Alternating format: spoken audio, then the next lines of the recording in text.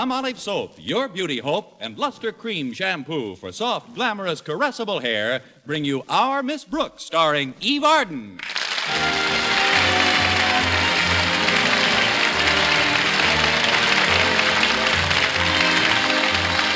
When the 4th of July weekend arrived at Madison High Summer School, it was welcomed most enthusiastically by Our Miss Brooks, who teaches English there. I don't know why I looked forward to such a brief holiday with such keen anticipation. I like my work, and I'm very fond of my pupils. Then there's the school principal, Mr. Osgood Conklin. Well, what do you know? I just found out why I look forward to such a brief holiday with such keen anticipation. Mr. Conklin and I never have been what the scientists call chemical affinities.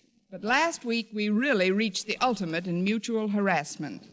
I would hesitate to describe Mr. Conklin's temper as volcanic, but by last Thursday I would swear I saw a thin trickle of lava flowing out of his ears. I was telling my landlady, Mrs. Davis, about it Friday morning at breakfast. He hasn't been this irritable since last month when I broke his new glasses. My goodness, Connie, how did you do that? It was an accident, Mrs. Davis. They broke when we both bent down at the same time. You both bent down? Yes, to pick up a hammer I had dropped on his foot. Osgood is certainly hard to get along with. Oh, Connie, did you say you wanted tea or coffee this morning? I said I wanted milk, Mrs. Davis. Oh, of course you did. I'm getting so absent-minded lately. Almost as bad as my sister Angela. How is Angela, Mrs. Davis? Angela? Your sister. Oh. She's terribly absent-minded, poor dear. Why, the other morning, do you know what she did? No, what? She found herself with one foot in the bathtub and one foot out of the bathtub. Well, there's nothing absent-minded about that. It happens to most of us, sooner or later. But Angela couldn't remember whether she was just getting into the tub or whether she was just getting out. Well, that is a dilemma. What did she do? She let the water out and took a shower. Now, I'd better get you that hot chocolate you wanted. It's milk, Mrs. Davis, and it's right here on the table. Can I pour some for you? Oh, no, thanks, Connie. I never drink milk in the morning. It keeps me up all day. Maybe we should have gone on talking about Mr. Conklin. Say, that reminds me, Connie. How's Mr. Conklin been treating you lately? You should have seen him yesterday when I stopped in at his office to get my check. Was he very disagreeable, Connie? Not at first. That's what's so confusing. When I sat down to sign for the check, he was extremely civil to me, almost courteous. And then in a few seconds, boom, his whole attitude changed. But why? That's what I'd like to know. You think I spilled that bottle of ink on his coat purposely? Oh, Connie, not a bottle of ink. I couldn't help it, Mrs. Davis, and I tried my best to get out the spots. With what? With spot remover, of course. Or at least I thought it was spot remover. It isn't my fault that Mr. Conklin keeps ammonia in his desk, is it? Ammonia? But, Connie, ammonia will just burn right through the cloth. Please, Mrs. Davis, you sound just like Mr. Conklin. But I won't be running into him for the next few days, thank goodness. I'm going away for the July 4th weekend. But, Connie, can you afford to go away? On my salary, I can't afford to stay home. But I've made up my mind to do it if I have to go without lunch for a week. And guess where I'm going, Mrs. Davis? Where? To Eagle Springs. And guess what bashful scientist is going to get the surprise of his life because he's going there, too, and doesn't know I'm coming? It's not Mr. Boynton. It ain't Al Einstein. Now, if you'll excuse me, Mrs. Davis, I'll get ready for school. Walter Denton should be picking me up pretty soon. Oh, I'm sorry, Connie, but there's something I forgot to tell you. Walter called while you were in the shower and said he can't pick you up this morning. Oh, great. And my car won't budge. What's the matter with it, Connie? I don't know exactly. Last time I went out to the garage to look at it, it was lying on its side, panting. Walter said he hoped you'd understand, but he had to drive Mr. Conklin to the doctor's this morning. The doctor's? Why, that's a shame. I wonder what's wrong with poor Mr. Conklin.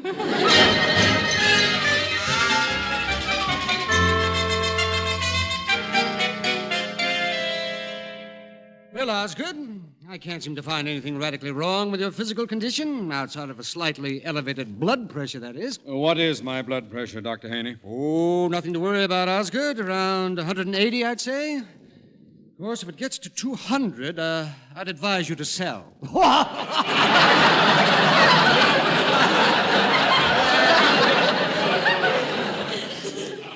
If there's one thing I've always wanted, it's a comical physician. Now tell me, Doctor, what's wrong with me? Well, I can't discover any physical symptoms, Osgood, but there's no doubt about it. Something seems to be troubling you mentally. Now, what is it? It isn't a what, it's a who. And what a who. Even when we're not together, I can still see her face before me. Yes, but Osgood, who is this woman? It's Miss Brooks, Doctor. She teaches English at Madison. It seems to me, Osgood, that if Miss Brooks grates on your nerves so much, you shouldn't let her cross your path. Avoid contact with her whenever possible. As a matter of fact, I recommend that you leave town for a few days. That's it. I'll do it. I'll go away for the 4th of July weekend. But where? Oh, it doesn't matter where. Do your world of good to get away for a few days. Say, now, maybe I can help you. You? Why, sure. I know the squaw in charge of reservations on the Chief.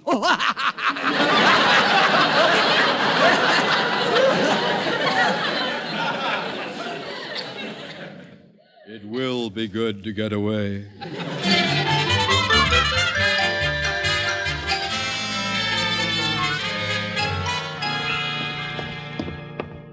Oh, hello, Miss Brooks. You're just the person I wanted to see. Good morning, Harriet. What can I do for you? It's Daddy, Miss Brooks. I'm real worried about him. Last night he cried out in his sleep several times.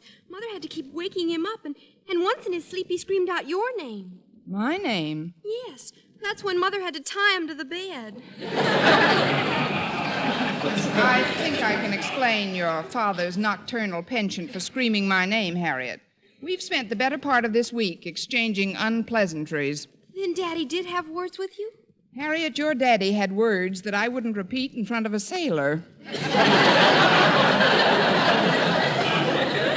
was extremely nervous this morning when Walter Denton drove him to the doctor's. Well, I hope his doctor has a good doctor. Now, if you'll excuse me, Harriet, I'll run along to class. Just a minute, Miss Brooks. Here's Daddy now. Oh, good morning, Harriet. Well, the doctor says there's nothing wrong with me physically at all. I knew it. You look better already. Thank you, my dear. Good morning, Mr. Conklin. He just took a turn for the worse. Good morning, Miss Brooks. So far. I'd better get into my office now. I'll see you later, Harriet. All right, Daddy. But what's the umbrella for? It looked like rain when I left for the doctor's. Oh, by the way, it's a rather sturdy umbrella, Miss Brooks. Care to whack me over the head with it to start off the day? Oh, of course not, Mr. Conklin. You're sure now? I'll take a rain check. I'm positive. Oh, hold still a minute, Mr. Conklin. There's a thread hanging from the lapel of your coat. I'll pull it out for you. You needn't bother. It's no bother. I'll pull it out in just a second. There, that does it. No, there seems to be more. Hold still, please. I'm waiting, Miss Brooks. I'm pulling, Mr. Conklin. His lapel looks all right, Miss Brooks. Oh, I'm getting it now. This a new suit, Mr. Conklin? Yes, yes it is.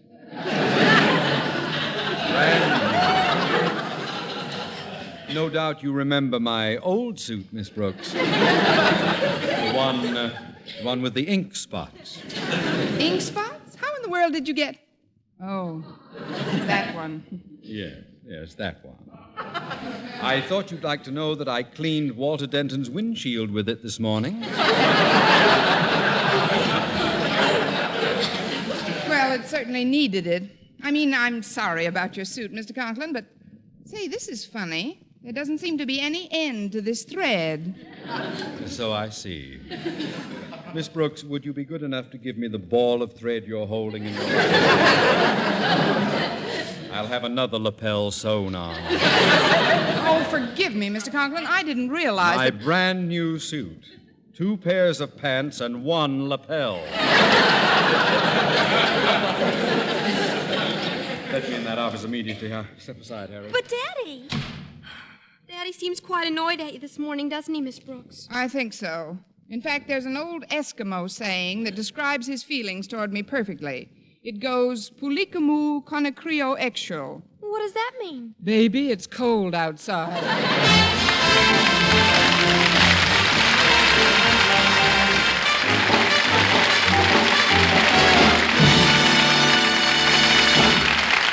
Our Miss Brooks, starring Eve Arden, will continue in just a moment. But first, here is Vern Smith. Here's wonderful news, ladies. Wonderful, wonderful news. Now there's something thrillingly new in Palmolive Soap's famous Beauty Lather. Yes, something thrillingly new. Palmolive's famous Beauty Lather now brings you new fragrance, new charm, new allure. Millions of women will prefer Beauty Lather Palmolive over all other leading toilet soaps the minute they try it. For Palmolive Soap's famous Beauty Lather now has a new, clean, flower-fresh fragrance for new allure, new charm. So, ladies, forget all other beauty care and use Palmolive Soap the way doctors advised for a lovelier complexion.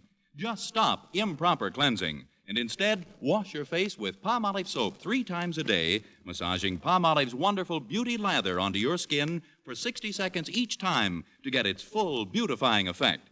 Then rinse. That's all. All types of skin, young, older, oily, respond to it quickly. Don't wait another day to try Palmolive's Beauty Lather. You'll be thrilled by its new fragrance, new charm, new allure. Thrilled again by the fresher, brighter complexion doctors prove may soon be yours. For new loveliness all over, use big bath-size Palmolive in tub or shower.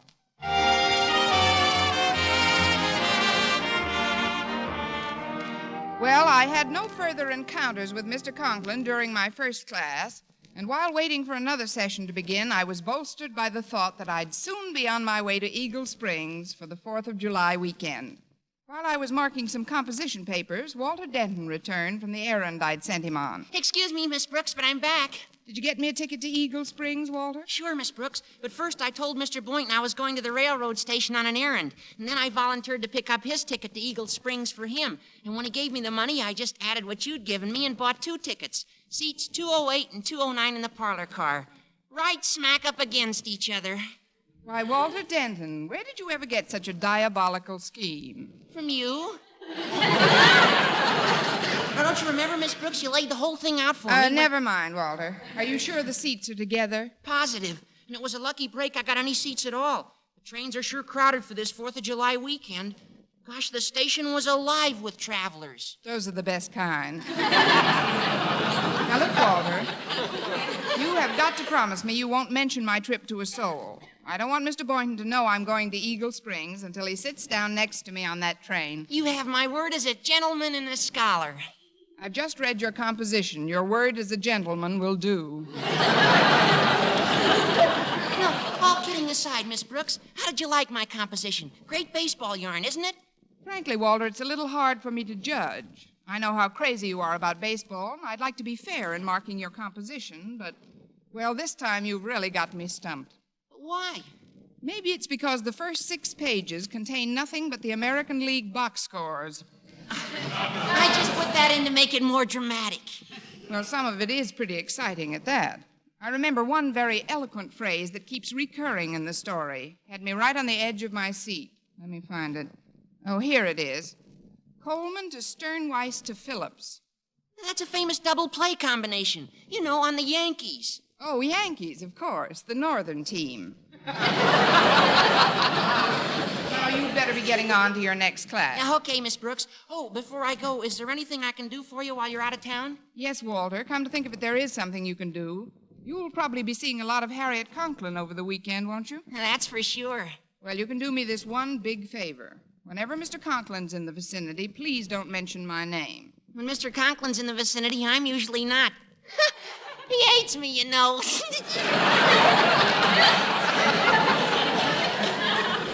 You're not the only one.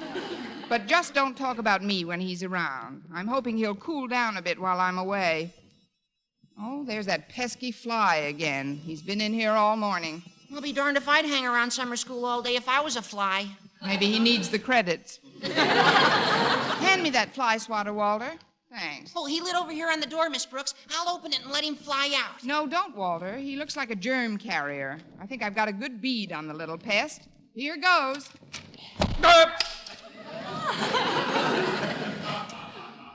Fortunately, I get my glasses wholesale. Mr. Conklin. And now that you've warmed up, Miss Brooks, how about trying the umbrella? It was an accident, Mr. Conklin. Miss Brooks didn't mean to hit you. She was after that other pest. I mean, the fly. Well, if it isn't Walter Denton. I've hit the jackpot this time. Oh, please, Mr. Conklin, if you'll just sit down a minute. Yeah, Mr. Conklin, just have a seat. I'll gather your glasses for you.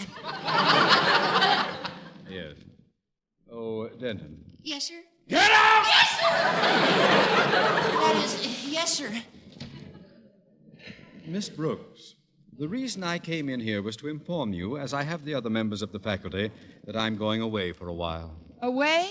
For how long, Mr. Conklin? Well, this morning I planned on staying away for just 3 days. But then, when you siphoned off one of my lapels, I decided to make it 4 or 5. And just now, when you flogged me with that fly swatter, I realized I'll need at least a week.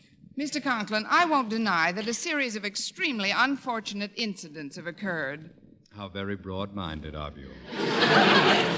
Well, there won't be any more of them for me, at least not for the next week. I always thought I was a man of more than average courage, Miss Brooks, but I've discovered recently that I'm not. Please, Mr. Conklin. It's true, it's true. I am a coward, Miss Brooks. But be that as it may, I am determined to live long enough to be an old coward. Hence, I am about to flee the city. But where are you going, Mr. Conklin? I don't know yet. I've called the railroad station, but their trains are all jammed with 4th of July weekenders. However... Yes, I know. It's very crowded on almost all the trains. I haven't finished talking, Miss Brooks. I was about to say, however, I'm going to try the airport this afternoon. Maybe I can get a plane for somewhere. Oh, that's a very annoying fly. Oh, I've got the swatter, Mr. Conklin. I'll get it this time. You just sit still. No, I'll get out of this seat if you don't mind. You got up, Mr. Conklin. As I was saying, Miss Brooks, I'll go to the airport. And if I can't get a plane from somewhere, I may fly somewhere without a plane!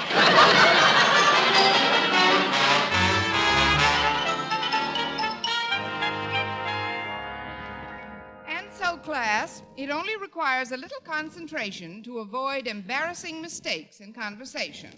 We'll take up next the works of Lord Byron.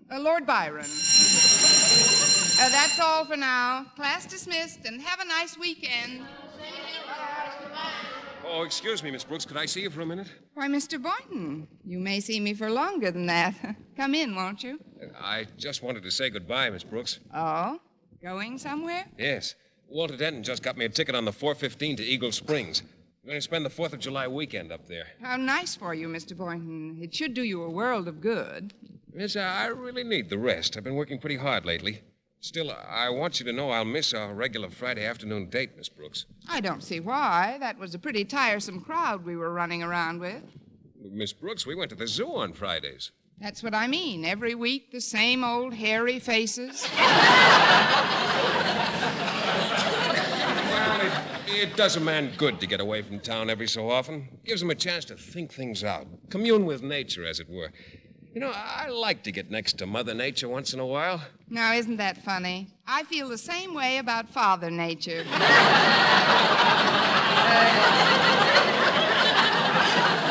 That is, I'm sure you'll have a lovely time, Mr. Boynton. I knew you'd understand, Miss Brooks. Walter got me a seat in the parlor car. They usually come in twos, you know. Do they?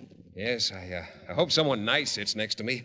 It's quite a long trip, and a friendly traveling companion can make the time pass much more pleasantly. I'm sure you'll draw the doll of the world. No, not me. Just my luck. I'll probably wind up alongside some big fat dunce. I mean, it's silly to even speculate about your train partner, Mr. Boynton. Forget it for now. Well, if only he has a good sense of humor.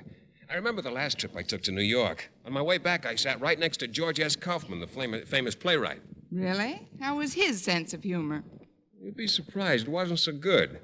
I told him one of my best gags, too. You know the one where I make my shoes squeak on purpose. Well, when Kaufman asked me if they were new shoes, I said, shoes nothing. Those are my Blue Jay corn plasters chirping. now, you know that's funny. It's a scream. How did Mr. Kaufman react? He took 2 Alka-Seltzers and went to sleep. Probably jealous because he didn't make it up. Well, I guess I better be leaving now, Miss Brooks. I've still got to say goodbye to Mr. Conklin. Well, whatever you do, don't mention my name to him. This is one of my bad days. Miss Brooks, you shouldn't fight with Mr. Conklin. I'm not fighting with him, Mr. Boynton. Why, Mr. Conklin would be the first to admit that we'd get along splendidly together if it weren't for just one thing. What's that? Me.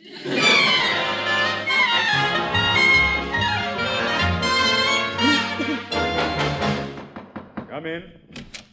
Oh, I just dropped in to say goodbye, Mr. Conklin. Oh, sit down a minute, Boynton. I'm just getting some information from the Travel Bureau. What did you say the name of that train was again? The Snake Eyes Limited?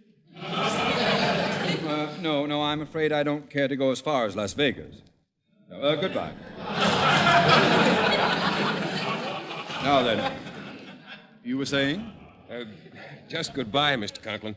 I'm going up to Eagle Springs for the weekend. Eagle Springs? But you won't be able to get a train ticket. I've tried every which way to get out of this town, but it's just impossible. Oh, not for me, it isn't. I've got my ticket right here. Seat 209 in the parlor car on the 415. Well, let's see that ticket, Boynton. Mm-hmm. Well, I'll be running along now, if you don't mind. Just a moment, Boynton. Boynton, I've always looked upon you as one of the outstanding members of Madison's faculty. Not just as a teacher, mind, although you're one of the best. Oh, thank you, Mr. Conklin. But also as a human being. You, Boynton, are the type of chap who would never let anyone down. Oh, gosh, Mr. Conklin. That's why I know you'll sell me that ticket and postpone your own vacation. Postpone it, but Mr. Conklin, I can't. Can't? In the vocabulary of a Madison High School teacher, there is no such word as can't. Well, then I won't. Oh, I'm sorry, sir, but I've worked very hard for this vacation, Of course you have, my boy. It was selfish of me to even suggest that you give me your ticket on the train. The fact that I'm on the verge of complete mental breakdown should not sway you in the slightest. Mental breakdown? Well, I'm sorry to hear that, Mr. Conklin. Oh, chin up, boy. Wipe that frown from your face. You should be smiling. You're going on a trip. A happy, carefree trip. Forget about me trembling in my stuffy little office. You're on the train, boy. I can see you now, sitting there in that plush parlor car, the sun streaming through the windows. What's this? Conductor's approaching. Tickets? Tickets, please. Where's your ticket? Here it is. Thanks, Boynton. I knew you'd come through.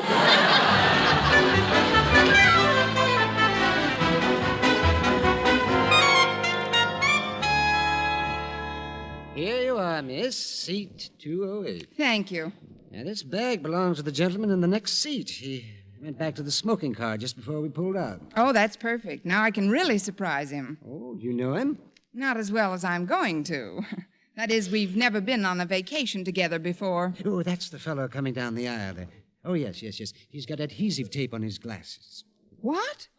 Are you sure that's the man who has seat 209? I'm positive. I parked him here myself. Oh, well, if you'll excuse me, I'm going to face the window before he sits down. Well, what for? If he sees me before he sits down, he'll fall down. Oh, I get it. It's a rib. Tickets. 205, 207. Ah, here we are, 209. Hi-ho, to Eagle Springs we go. Well, I have a traveling companion. I don't blame you for gazing out the window. Lovely scenery, isn't it? Mm-hmm. Nothing like taking a little trip, eh? Mm-mm. I don't mind telling you I was a candidate for the Mayo Clinic before I got on this train. But it's going to be different now. Hi-ho, to Eagle Springs we go, and as we go I sing ho, hi-ho. Hey, look at the sun coming from behind that cloud. Hmm? Shining on the window that way, it's beginning to reflect your features. Yes? There are your eyes. Nice eyes.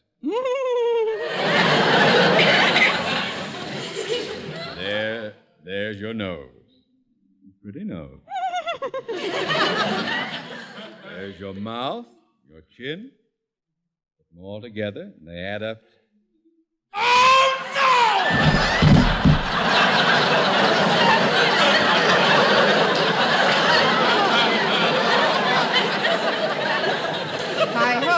Hi ho, to the Mayo Clinic we go.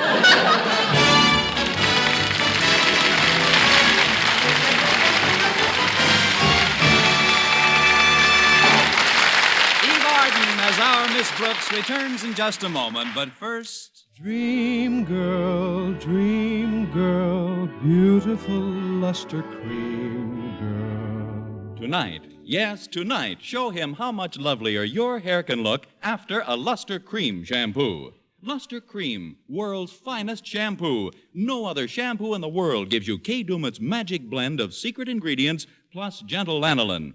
Not a soap, not a liquid. Luster Cream shampoo leaves hair 3 ways lovelier.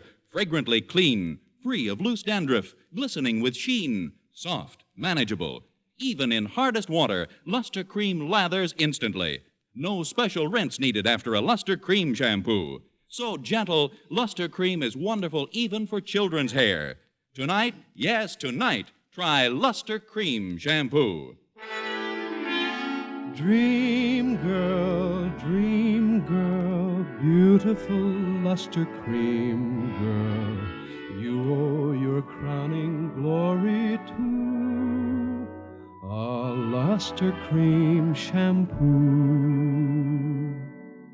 And now, once again, here is our Miss Brooks. Well, after I found out the identity of Mr. Boynton's summer replacement on the train, I altered my plans for the weekend. Computing the wind velocity and the rate of speed at which we were traveling, I decided not to get off until the first stop. Then I took the next train back to town. And when I arrived at the depot, I ran right into Walter Denton. Miss Brooks, what are you doing here? You should be halfway to Eagle Springs by now. I was, Walter, but I found out that Mr. Boynton isn't going, and I couldn't bear the thought of letting him spend the weekend alone. Alone? But, Miss Brooks, Mr. Boynton got a last-minute cancellation and left for Eagle Springs 5 minutes ago. What? Sure, I drove him down. Oh, great. Well, there's only one way I can celebrate the holiday now. I'll make an anonymous call to Mr. Conklin on Monday. An anonymous call? Yes, Walter. That's the 4th of July, and I'm really going to shoot off my mouth.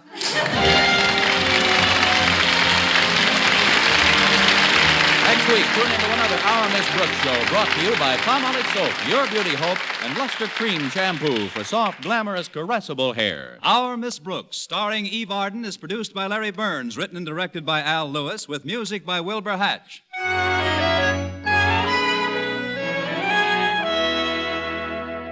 Here's a money-saving offer, men. A giant tube and a large tube of Palmolive brushless shaving cream for 49 cents. Yes, a 70-cent value for only 49 cents.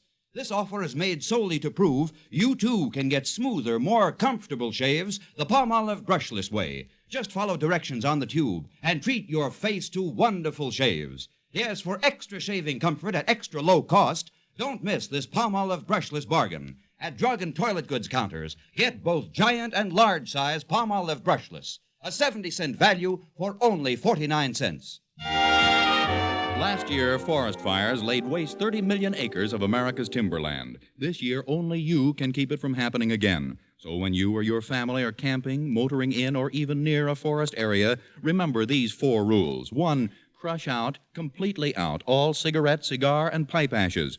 2, break matches in 2 after using. 3, drown all campfires, then stir and drown again.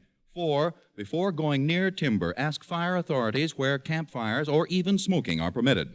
Remember, another 30 million acres will burn this year unless you are careful. For mystery liberally sprinkled with laughs, listen to Mr. and Mrs. North, the exciting, fun-packed adventures of an amateur detective and his beautiful wife. Tune in Tuesday evening over most of these same stations. And be with us again at this same time next week for another comedy episode of Our Miss Brooks. Bob Lamont speaking. This is CBS, the Columbia Broadcasting